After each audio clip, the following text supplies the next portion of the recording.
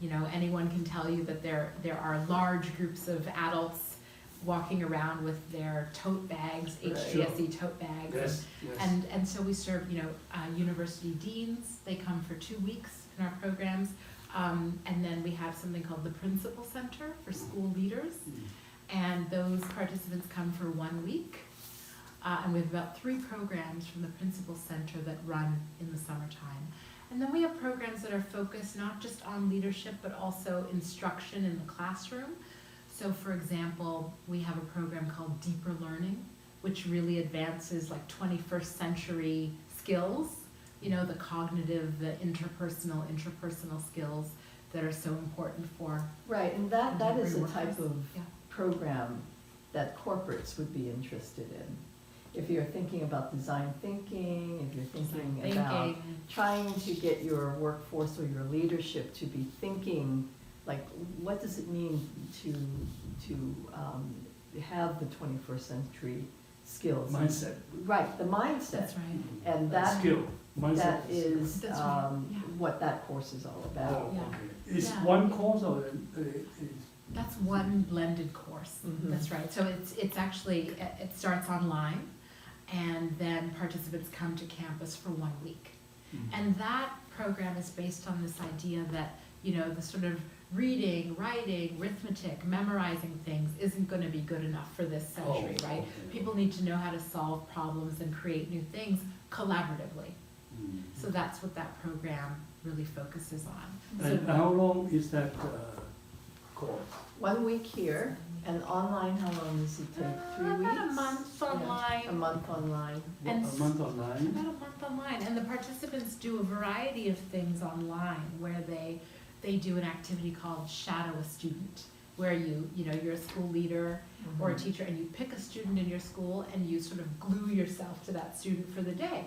So you can see the school from the perspective of the student, and you start to realize things like, wow, these students don't actually say much. They're never asked to think critically, they're just asked to recall information, right? I mean, that's good data to have. Shadow student.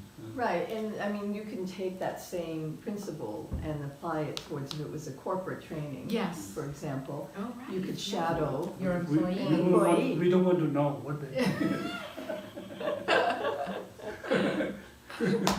Especially in the food service side. Okay, maybe you don't want to know. But, well, if you did want to know, there's another activity in the early stages of design thinking. There's an activity called empathy interviews, where you interview a variety of stakeholders, right, to understand what their challenges are, and then you try to do some root cause analysis of those Mhm. problems. Why are those problems? Why? Because it's often not what you think it is, right? And people often, I'm sure in the corporate world, certainly in education, Mhm. we start running after solutions before we actually understand what the problem is. Right. And a lot of our leadership programs, just to sort of take this Mhm. thinking a little further, focus on the difference between adaptive and technical challenges. I don't know if you're familiar with that distinction, No. but it's, to give you sort of a crude example, some people talk about how, you know, if you were to rearrange the deck chairs on the Titanic, right? Like the problem is not which way people are facing, the problem is that the entire enterprise is going underwater. So a lot of people, you know, they come up with sort of just technical fixes, like in a school, well, let's rearrange the schedule so that students have more time in their Earlier classes, or start, earlier yeah. start, when in fact, the problem in the school might be that the teachers don't have the skills they need to promote critical thinking among their students, right? No length of time in a classroom is going to change that, right? So what you really need to do is figure out, okay, this is an adaptive challenge, which means that our entire organization has to do some learning in order to address this challenge.